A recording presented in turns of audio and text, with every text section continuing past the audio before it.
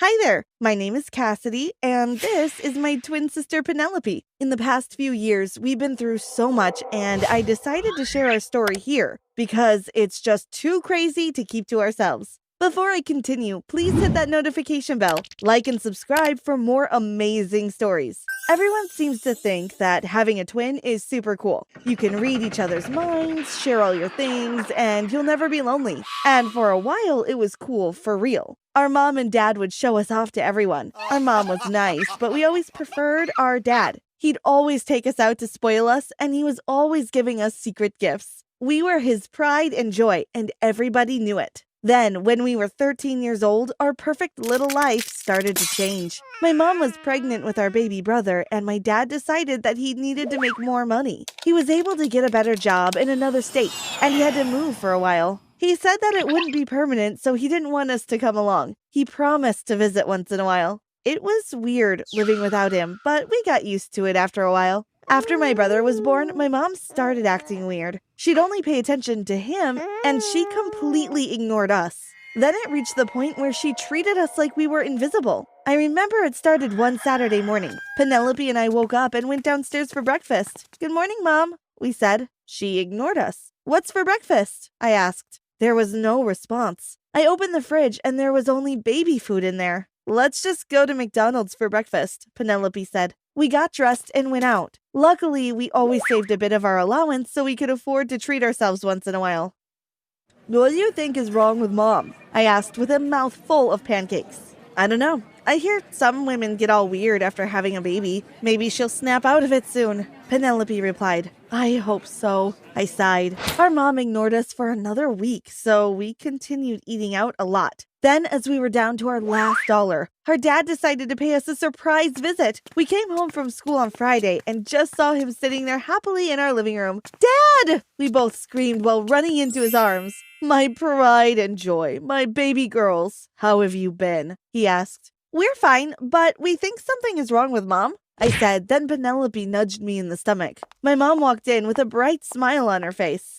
"Now, there's my lovely family. Dinner's ready. Hi, girls. How was your day at school?" she asked. "Huh?" I said, and my sister looked just as confused. We went to the dinner table anyway. Our dad told us that he'd taken the week off because he missed us so much and that he had made some amazing plans. He let us take a whole week off school, and we went somewhere fun every day. It's almost like he forgot he had a newborn baby and a wife at home. The day before his flight, we canceled our plans and asked if we could all stay home together. We thought this would make our mom happy, but no luck. She was grumpy all day. The day after my dad left, my mom was back to ignoring us.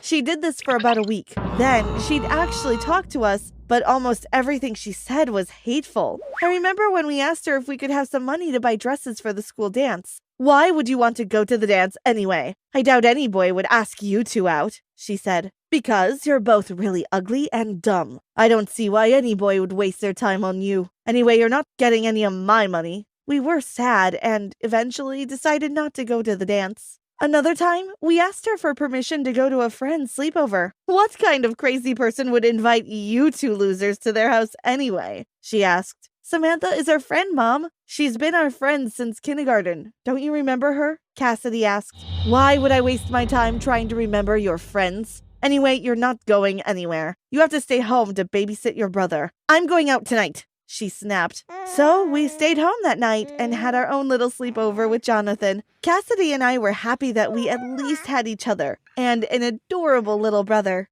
Still, we couldn't figure out what was wrong with our mom. It didn't seem like postpartum depression because she was very kind to Jonathan. She was quite happy too. She only became angry if she saw us or if we spoke to her. This continued for about 2 years. She'd treat us terribly and magically transform into the perfect mom whenever my dad came home. Every time he came, he noticed that we had no new clothes or shoes, so he'd take us shopping. He continued to treat us like we were his little princesses, and every time he left, my mom became angrier. Her hatefulness grew worse and worse. Instead of just saying hateful things, she started making our lives hell. Penelope, did you wake up in the middle of the night to cut your hair?" I asked as I gasped at my sister, who woke up looking like a boy. "What do you mean?" she said while rubbing her eyes. Then she looked at me and her mouth dropped. "Where's all your hair?" she asked. We ran to the mirror, looked at ourselves, and screamed. At that moment, Jonathan walked in. "Mommy throw hair in garbage. Now I have big boavas," he said, then smiled adorably. We were confused, but went straight to the trash can to check. And there it was, her beautiful hair under some old banana peels. We cried, and when our mom came in laughing, we asked her why she had done it. "You spend too much money on hair products, and besides, your hair is ugly anyway. Just put on a hat and shut up," she said and walked away laughing. Our dad didn't come home for an entire year that year, and I think it was definitely the worst year of our lives. Our mother realized that she couldn't really break our spirits at home, so she tried to embarrass us instead. She did many horrible things, but the worst one was when she trashed our bedroom, took pictures, and came to our school and passed them out to our friends and classmates. She told everyone that we were dirty and never tidied up after ourselves. We became the laughingstock of the entire school. Our principal asked to speak to our mom that day because he didn't appreciate her doing that. While she was in his office, she told him that we were abusive daughters and she really didn't know what to do with us anymore. He called us in while she was there to scold us. "Your mother says you twins are unmanageable. I'm going to give her the name of a boot camp nearby, and if I don't hear about an improvement in your behavior soon, I'll arrange to have you sent there myself." The next week, my mother went back to him and told him we had stolen her money. We were off to boot camp that weekend. It was an awful place for the most horrible types of girls we had ever met.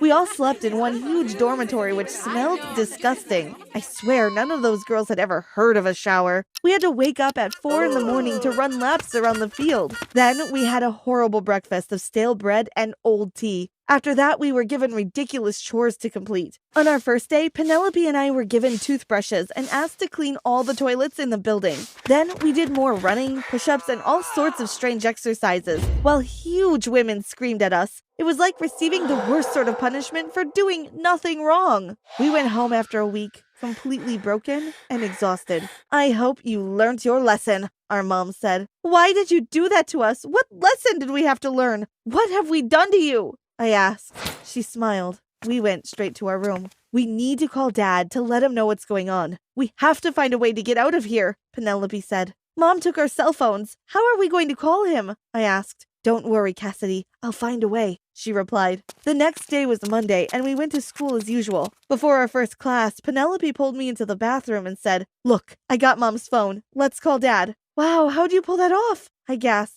Just as I grabbed the phone, I saw a text message from our Aunt Suzette, our mom's sister, who was never really fond of us. It read, "I think that's a drastic measure. Maybe you should reconsider." "What are they talking about?" I asked.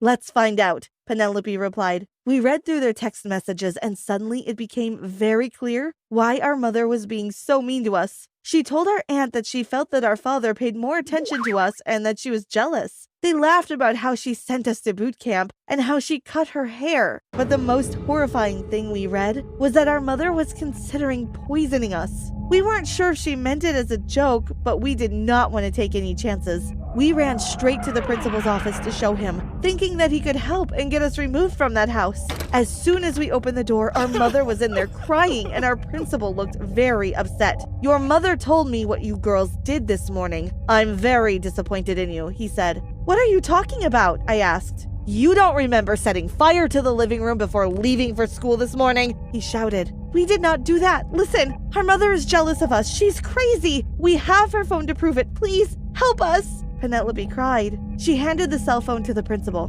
"Why did you take your mom's phone?" he asked. "To call our dad. She took our phones away and we need to call him. She's going to try to poison us soon if we aren't taken away," I said. Our mother started to argue, but he told her to be quiet and began reading the texts. She tried to say it wasn't her phone, but when he called her number, it rang. "I'm calling the police," he shouted. My mother stood and ran out the door. We sat down, relieved that someone had finally believed us. He called our dad too and explained the whole story. He was very apologetic and promised not to jump to conclusions ever again. We live with our dad now. My mom is in prison, so we all moved away. Our baby brother is confused, but I think he'll be fine. But guess what? Our dad has a whole new family too. He has a girlfriend named Sandra and 2 kids. This was why he wasn't coming home to see us. It turns out my mom was jealous of the wrong people all along.